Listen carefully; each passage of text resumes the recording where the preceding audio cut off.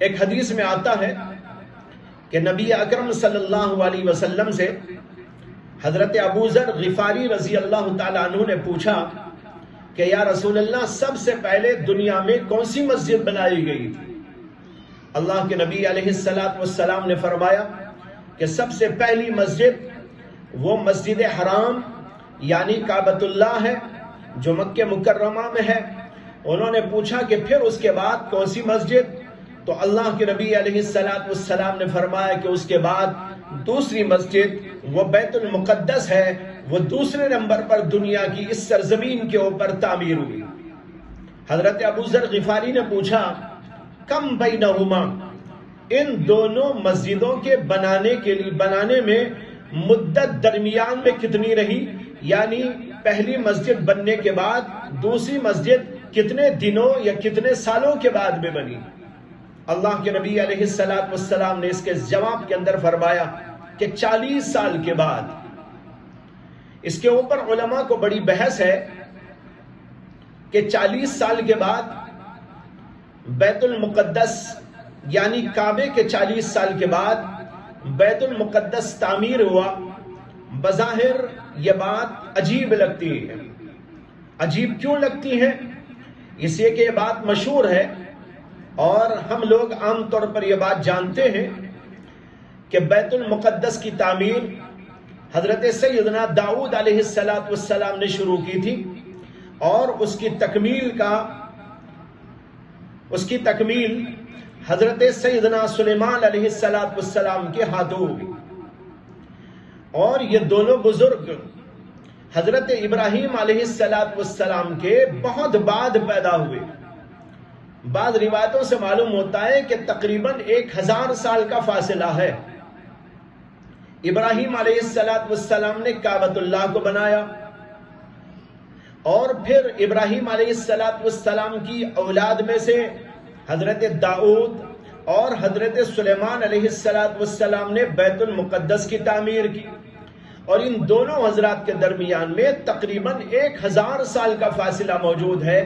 تو پھر یہ بات کہ اللہ کے نبی علیہ السلام فرما رہے ہیں کہ کعبۃ اللہ کی تعمیر میں اور بیت المقدس کی تعمیر میں صرف 40 سال کا فصل ہے، یہ بات کیسے صحیح ہوگی؟ علماء نے اس کے اوپر بحث کی ہے اور اس کے جوابات دیے۔ بات دراصل یہ ہے کہ اللہ کے نبی علیہ السلام نے اس حدیث مبارکہ میں جو یہ فرمایا ہے کہ کعبۃ اللہ بنایا گیا پہلے نمبر پر اور پھر اس کے بعد دوسرے نمبر پر بیت المقدس کو تعمیر کیا گیا، یہاں پر تعمیر سے مراد یہ تعمیر نہیں ہے جو ابراہیم علیہ السلام نے اور پھر اس کے بعد حضرت داؤد اور سلیمان علیہ السلام نے فرمائی ہے۔ یہاں پر یہ تعمیر اللہ کے نبی علیہ السلام مراد نہیں لے رہے، بلکہ اس سے پہلے جو تعمیر ہوئی وہ تعمیر ہے۔ کعبۃ اللہ کی ایک تعمیر تو فرشتوں نے کی اور پھر اس کے بعد سیدنا آدم علیہ السلام نے، اور اسی طریقے پر بیت المقدس کو بھی اللہ کے فرشتوں نے بنایا اور یا ان کی اولاد میں سے کسی نے اس کو بنایا، وہ تعمیر یہاں پر مراد ہے۔ رہی حضرت ابراہیم علیہ السلام کی تعمیر جو کعبۃ اللہ کی انہوں نے کی، اور داؤد اور سلیمان علیہ السلام کی تعمیر جو انہوں نے بیت المقدس کی، یہ اس کے بعد والا قصہ ہے، وہ اس حدیث کے اندر مراد نہیں ہے۔ بعد میں انہی بنیادوں پر جو آدم علیہ السلام یا فرشتوں نے کی تھی، حضرت ابراہیم خلیل اللہ علیہ السلام نے کعبۃ اللہ کو بنایا، اور جو تعمیر پہلے ہو چکی تھی اسی تعمیر پر سیدنا داؤد علیہ السلام اور سیدنا سلیمان علیہ السلام نے بعد میں اس کو مکمل فرمایا۔ یہ مراد ہے محمد عربی صلی اللہ علیہ وسلم۔ اس سے معلوم ہوا کہ بہت پہلے ہی بنا دی گئی تھی۔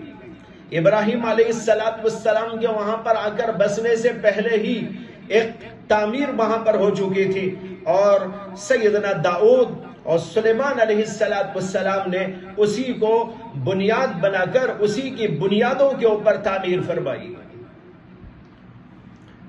معلوم ہوا کہ بڑی اہمیت ہے اس مسجد کو جس کو مسجد اقصی کہتے ہیں،